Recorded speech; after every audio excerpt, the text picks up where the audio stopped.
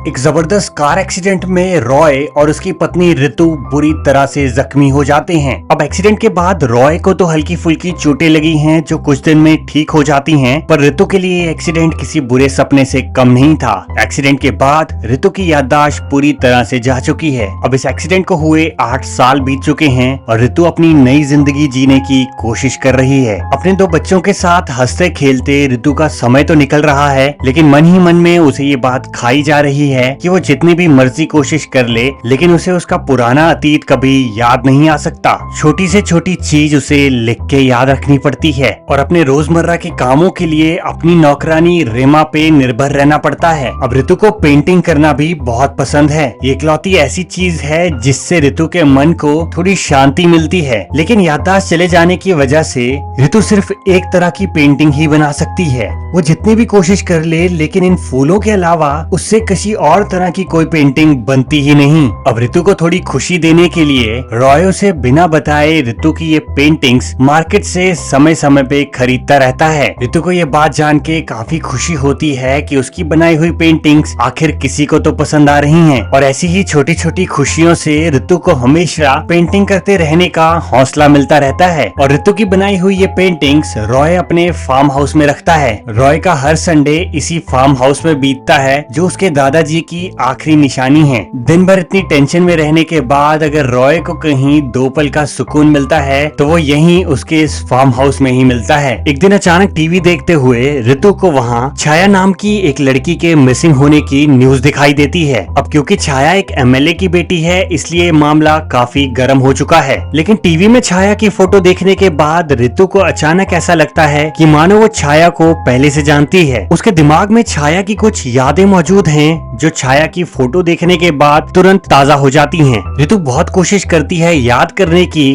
But फिलहाल उसे कुछ याद नहीं आ रहा। लेकिन उसी शाम कुछ ऐसा होता है जो पहले कभी भी नहीं हुआ। रॉय जैसे ही ऑफिस से वापस लौटता है, ऋतु खुशी खुशी उसे आज अपनी नई पेंटिंग्स दिखाने के लिए बुलाती है, क्योंकि इतने समय बाद पहली बार ऋतु ने उन फूलों के अलावा आज कुछ और बनाया है। ऋतु 3 नई तरह की पेंटिंग्स बनाती है जिन्हें देख के रॉय भी थोड़ा हैरान हो जाता है। और इन सबके बीच अगले दिन उनके घर में assistant commissioner of police David Koshy की एंट्री होती है। डेविड कोशी फोन में ऋतु की फोटो दिखाते हुए रॉय से पूछता है कि क्या वो इस औरत को जानता है। रॉय बड़े ही शांत तरीके से उन्हें जवाब देते हुए कहता है कि हाँ सर, ये मेरी पत्नी ऋतु है। दरअसल डेविड कोशी वहाँ उसी छाया नाम की लड़की को ढूंढते ढूंढते पहुँचे हैं जिसके गायब होने की न्यूज टीवी पे कुछ दिन पहले ऋतु ने देखी थी। तो अब उस लड़की के कॉलेज के सीसीटीवी कैमरा में छाया को आखिरी बार ऋतु के साथ देखा गया था, और उसी वजह से पुलिस ढूंढते ढूंढते ऋतु के घर तक आ पहुंची है। डेविड कोशी ऋतु से छाया के बारे में पूछताछ करते हैं, लेकिन फिलहाल ऋतु को छाया के बारे में कुछ भी याद नहीं। वो पुलिस वालों को बताती है कि उसने छाया को कहीं तो देखा है, लेकिन उसे अभी बिल्कुल याद नहीं आ रहा।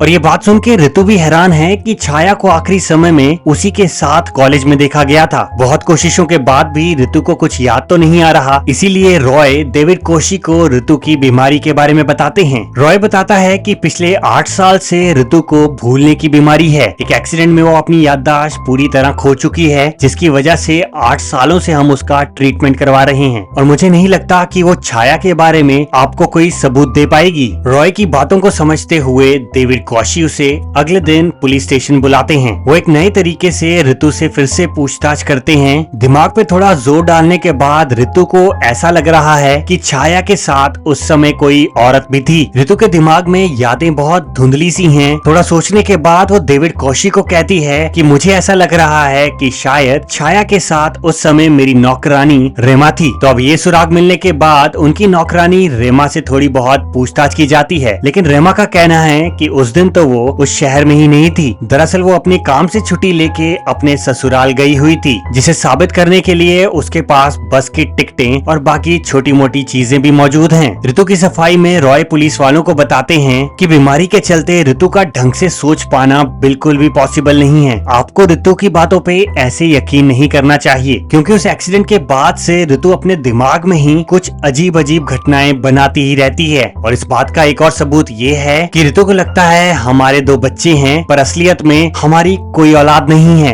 एक्सीडेंट के बाद से ही ऋतु ने अपने दिमाग में ऐसी सोच बना रखी है, और मैंने उसे कभी सच्चाई भी नहीं बताई, क्योंकि मुझे लगता है कि हमारे बच्चों का आखिरी सहारा सहारा ही है जो ऋतु को जिंदा रखे हुए है। और ऋतु के बारे में ये सब बातें सुन के डेविड कौशी को भी हैरानी होती है। अब उन्हें समझ आ रहा है कि ऋतु की बीमारी कोई छोटी मोटी नहीं बल्कि काफी गहराई तक आ पहुंची है, और इसीलिए वो फैसला करते हैं कि अब ऋतु से अगली पूछताछ एक साइकोलॉजिस्ट ही करेगा, क्योंकि किसी आम पुलिस वाले का ऋतु के दिमाग में झांक पाना बहुत मुश्किल है। इसीलिए अगले दिन मीरा नाम की साइकोलॉजिस्ट को ऋतु से पूछताछ के लिए बुलाया जाता है। मीरा ऋतु से उसकी पेंटिंग्स के बारे में पूछती है कि आखिर क्यों ऋतु एक ही तरह की पेंटिंग्स बनाती है, और अचानक उस दिन उसने वो 3 नई पेंटिंग्स कैसे बना दी, जिनका जवाब ऋतु के पास तो नहीं है। लेकिन मीरा उसे बताती है कि गायब हुई लड़की छाया ने जो टी शर्ट पहनी थी उस पे भी बिल्कुल सनफ्लावर ही बना था, और वही सनफ्लावर तुमने अपनी उस नई पेंटिंग में भी बनाया है। शायद ये किसी न किसी तरह उस केस से जुड़ा हुआ है। फिर डेविड कौशी उसे सीसीटीवी फुटेज दिखाते हुए बताते हैं कि कॉलेज के बाहर जब छाया को आखिरी बार देखा गया तो उस समय तुम उसका पीछा कर रही थी, जिसका मतलब ये है कि उस दिन कॉलेज के बाहर छाया के साथ वो औरत रीमा नहीं थी बल्कि तुम ही थी। ये चीजें सुनने में ऋतु को भी उतनी ही अजीब लग रही हैं जितनी मीरा और डेविड कौशी को, क्योंकि ऋतु को कुछ समझ नहीं आ रहा कि आखिर जिस लड़की को एक दिन पहले उसने टीवी पे देखा हो उससे उसका क्या लेना देना हो सकता है। और अब इस मौके पे उसकी एक गायब हुई याददाश्त उसकी सबसे बड़ी दुश्मन बन चुकी है। इसी बीच घर की सफाई करते हुए अचानक ऋतु को वहाँ से एक पर्ची मिलती है। ये पर्ची ऋतु ने ही वहाँ छुपा के रखी थी और इसमें गायब हुई लड़की छाया के बारे में लिखा है। और उसे पढ़ने के बाद ऋतु को ये बात तो कंफर्म हो चुकी है कि वो छाया को जरूर जानती है। उसके दिमाग में छाया की वो यादें उसकी बीमारी की वजह से नहीं बल्कि असलियत में वो छाया को मिल चुकी है। पर इसके अलावा उसे बिल्कुल कुछ भी याद नहीं कि आखिर छाया को क्या हुआ, वो छाया को कैसे जानती है और वो छाया को मिली कहाँ। नहाते वक्त ऋतु को अपने शरीर पे चोटों के कुछ निशान भी दिखाई देते हैं, लेकिन उनका जवाब भी उसके पास कोई भी नहीं। अगले दिन डेविड कौशी और मीरा रॉय और ऋतु को फिर से पुलिस स्टेशन बुलाते हैं। अब मामले की गंभीरता बढ़ती ही जा रही है। डेविड कौशी ऋतु को बताते हैं कि अब ये मामला एक लड़की के गायब होने का नहीं रहा बल्कि छाया के अलावा 2 और लड़कियां इसी इलाके में गायब हुई हैं। बाकी 2 लड़कियों की भी फोटो दिखा के वो ऋतु से जानना चाहती हैं कि क्या उसके दिमाग में इनकी भी कोई यादें हैं या नहीं। तो अब इस समय आप उन लड़कियों की फोटो को अगर ध्यान से देखोगे तो आपको याद आएगा कि कुछ समय पहले ऋतु ने 3 नई पेंटिंग्स बनाई थी और इन तीनों पेंटिंग्स में वही चीजें हैं जो इन 3 लड़कियों के कपड़ों पे बनी हुई हैं, जिनका मतलब ये है कि इन तीनों लड़कियों का ऋतु के साथ कोई ना कोई कनेक्शन तो जरूर है। हर एक रात से पर्दा उठने के साथ साथ ये मामला और भी गंभीर होता जा रहा है। अब एक बार मीरा फिर से ट्राई कर रही है कि ऋतु के दिमाग में घुस के किसी तरह कोई सुराग तो निकाल पाए। एक और नया तरीका मीरा के द्वारा इस्तेमाल किया जाता है ऋतु से पूछताछ करने का, और इस बार मीरा ऋतु के दिमाग से कुछ और यादें निकलवा पाने में सफल होती है। ऋतु के दिमाग में एक ऐसी याद है जिसमें वो जंगल के बीचों बीच भाग रही है और अचानक एक तालाब में कूद जाती है। ऋतु बहुत ही घबराई और डरी सहमी सी है और इसके अलावा उसे कुछ याद नहीं। मीरा रॉय से ऐसे कोई तालाब के बारे में पूछती है लेकिन रॉय को भी इसका कोई आइडिया नहीं। फिर एक एक करके ऋतु को उन सारी जगहों पे ले जाया जाता है जहाँ से वो तीनों लड़कियाँ गायब हुई थी। मीरा कोशिश कर रही है कि शायद किसी तरह से ऋतु को ये जगहें देख के ही कुछ याद आ जाए। फिर उस आर्ट गैलरी में पूछताछ करने पे मीरा को पता चलता है कि ऋतु की सारी बनाई हुई पेंटिंग्स उसका पति रॉय ही खरीद लिया करता था। इसीलिए इस बारे में पूछताछ करने मीरा रॉय से मिलने सीधा उसके फार्म हाउस ही पहुंच जाती है। वो ऋतु की बनाई हुई पुरानी सारी पेंटिंग्स भी देखना चाहती है जो रॉय ने अपने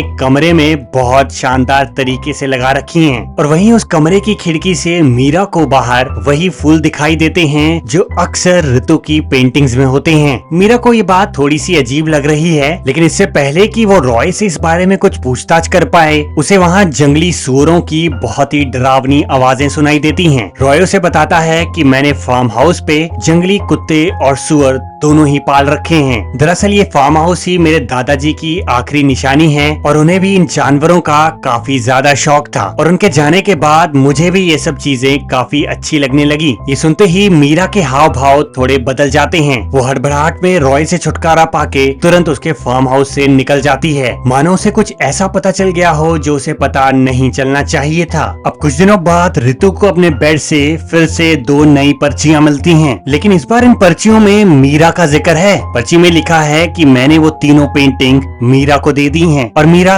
कल आएगी और मुझे फार्म हाउस लेके चलेगी। फार्म हाउस उसका नाम पढ़ते ही ऋतु के दिमाग में सुअरों की वो आवाजें गूंजने लग जाती हैं, जिसका मतलब ये है कि मीरा की मुलाकात ऋतु से हो चुकी है और फार्म हाउस में पक्का कुछ ऐसा छुपा हुआ है जो मीरा ऋतु को दिखाना चाहती है। ऋतु तुरंत मीरा को फोन करके उससे बात करने की कोशिश करती है, लेकिन मीरा का फोन स्विच ऑफ है। अब ऋतु की घबराहट बढ़ती ही जा रही है और अगले ही दिन डेविड कोशी मीरा को ढूंढते हुए ऋतु के घर आ जाता है। वो रॉय और ऋतु को बताते हैं कि मीरा कुछ दिनों से गायब है। रॉय के घर की सीसीटीवी फुटेज चेक करने पे डेविड कोशी को पता चलता है कि कुछ दिनों पहले मीरा ऋतु से मिलने आई थी और उसी मीटिंग के बाद वो मीरा की वो 3 नई बनाई हुई पेंटिंग्स भी अपने साथ ले गई। लेकिन उसके बाद से ही मीरा गायब चल रही है। पुलिस में किसी को भी उसके बारे में कुछ नहीं पता और गायब होने से पहले जिस आखिरी इंसान से वो मिली थी वो ऋतु ही थी। अब सीसीटीवी फुटेज में ये भी साफ दिखता है कि मीरा के तुरंत घर से जाने के बाद रॉय घर में आया था और न जाने क्यों ऋतु को थोड़ा बहुत शक अब रॉय पे भी हो रहा है, क्योंकि अगर ऋतु के दिमाग में उन गायब हुए लड़कियों की यादें हैं तो ऐसा तो हो नहीं सकता कि रॉय को उनका कुछ पता ना हो। और डेविड कोशी के तुरंत उनके घर से जाने के बाद ही रॉय भी गाड़ी लेके अपने फार्म हाउस के लिए निकल जाता है, जो बात ऋतु को थोड़ी अजीब लग रही है। अपने घर की नौकरानी रेमा और उसके पति के साथ मिलके ऋतु सीधा मीरा को ढूंढने के लिए निकल जाती है, क्योंकि अब उसके सारे सवालों का जवाब मीरा के पास ही है। अचानक रोड पे चलते चलते उसे एक घर दिखाई देता है जिसे वो तुरंत पहचान जाती है कि ये मीरा का ही घर है। उस घर के गेट के सामने खड़ा होके ऋतु को लग रहा है कि मानो वो यहाँ पहले भी आई हो, लेकिन जब वो यहाँ आई थी उस समय वो अकेली नहीं थी, उसके साथ कोई और इंसान भी है जिसकी एक याद उसके दिमाग में हल्की सी उसी समय आती है। वो वहाँ से सीधा अपनी नौकरानी और उसके पति को लेके सीधा रॉय से मिलने फार्म हाउस पहुँचती है। रॉय फार्म हाउस का दरवाजा खोलता है और तीनों को एक साथ देख के रॉय घबराया हुआ है। रॉय की सांसें भी फूली हुई हैं, मानो वो अभी कहीं भाग ही रहा हो। लेकिन अचानक रीमा और ऋतु को अंदर बिठा के वो बाहर से दरवाजा बंद कर देता है और गुस्से में रेमा के पति की तरफ बढ़ता है। बिना किसी कारण के रॉय उस पे जानवरों की तरह टूट पड़ता है। बहुत ही दरिंदगी के साथ उसे मारने के बाद रॉय उन दोनों के सामने उसका खून कर देता है। अपनी आंखों के सामने ये सब होता देख ऋतु और रेमा को कुछ समझ नहीं आ रहा। रॉय ने रेमा को भी नहीं छोड़ा और उसे भी मार के बेहोश कर देता है। रेमा को उठा के रॉय अपने उस फार्म हाउस में बनी बेसमेंट में ले जाता है, जहाँ टेबल पे पहले से ही मीरा बंधी पड़ी है। और यहाँ कहानी में एक ऐसा मोड़ आता है जो आपने कभी सोचा भी नहीं होगा। अब यहाँ कहानी फ्लैशबैक में जा पहुँचती है। रॉय अब 10 साल का बच्चा है जो अभी अभी अपने दादाजी के घर अपनी माँ के साथ आया है। उसके पिता को छोड़ने के बाद उसकी माँ हमेशा के लिए अपने दादाजी के साथ रहने लगी थी, लेकिन उसके दादा कोई अच्छे आदमी नहीं थे। अपने पैसे और ताकत का इस्तेमाल करके वो गांव की हर छोटी बड़ी लड़की के साथ दुष्कर्म किया करते थे। हर रात गांव से 1-2 लड़कियों को उठाना और अपने मजे के लिए इस्तेमाल करना ये उनके लिए आम बात हो चुकी थी। और उनको ये सब करते हुए एक दिन रॉय देख लेता है। रॉय अभी एक छोटा बच्चा है और ये सब चीजें देखने के बाद उसे डर जाना चाहिए, लेकिन यहाँ तो कुछ उल्टा ही होता है। वो सब देखने के बाद रॉय को भी उन सब चीजों की तलब उठती है। रॉय बचपन से ही एक शैतान किस्म का इंसान था और बड़ा होते होते अपने दादाजी से ये सब सीख के उसने भी लड़कियों को उठा के इसी तरह अपने मतलब के लिए इस्तेमाल करना शुरू कर दिया था। कई सालों से रॉय अपनी इस हरकत को अंजाम दे रहा है और इसके लिए वो चारे के लिए इस्तेमाल करता था ऋतु का, क्योंकि ऋतु को भूलने की बीमारी थी और इसी बात का फायदा उठा के वो ऋतु के जरिए लड़कियों के करीब आ जाता और उन्हें सही मौका मिलने पे उठा के अपनी उस बेसमेंट में बंद कर देता था। और ठीक इसी तरह रॉय ने ऋतु का इस्तेमाल करके उस दिन छाया को उसके कॉलेज के आगे से उठाया था। लेकिन उस दिन फार्म हाउस पे वो फूलों वाला पेड़ खिड़की से देखने के बाद मीरा समझ गई थी कि ऋतु इस फार्म हाउस पे काफी बार आ चुकी है और बार बार आने की वजह से ही उसके दिमाग में बस इन फूलों की यादें ही अच्छी तरह बची हैं, जिसे वो पेंटिंग के जरिए बना देती थी। लेकिन रॉय समझ गया था कि मीरा किसी भी समय उसका पर्दाफाश कर सकती है, इसलिए मौके से पहले ही उसने मीरा को यहाँ बेसमेंट में बंद कर दिया। अब वो ऋतु को बेहोश करके मीरा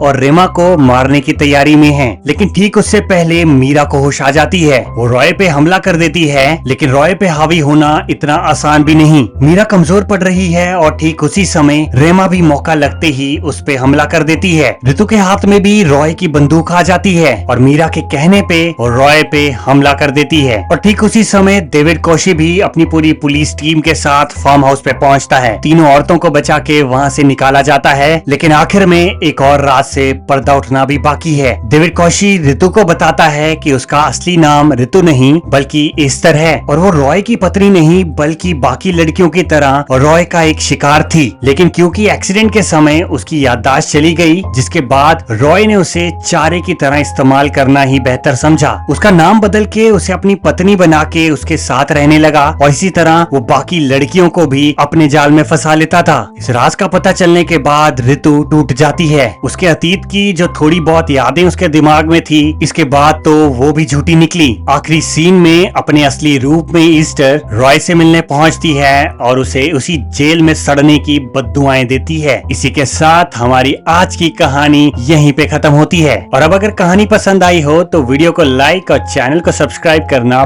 बिल्कुल ना भूलें। मैं आपसे अगली कहानी में एक नई वीडियो के साथ मिलूंगा।